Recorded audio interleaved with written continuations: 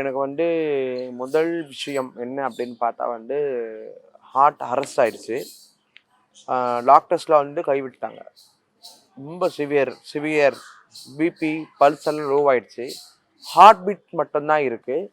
எப்படி என்ன ஆகுன்னே சொல்ல முடியாது. அப்படின்ற பட்சத்தில் அடையாறில் பிஎம் ஹாஸ்பிட்டலில் நான் வந்து அட்மிட் ஆயிருக்கேன். எனக்கு எனக்கு புரியுது, எனக்கு அழ வருது, எல்லா வெளியே நிற்கிறாங்க, ரொம்ப அழ வருது.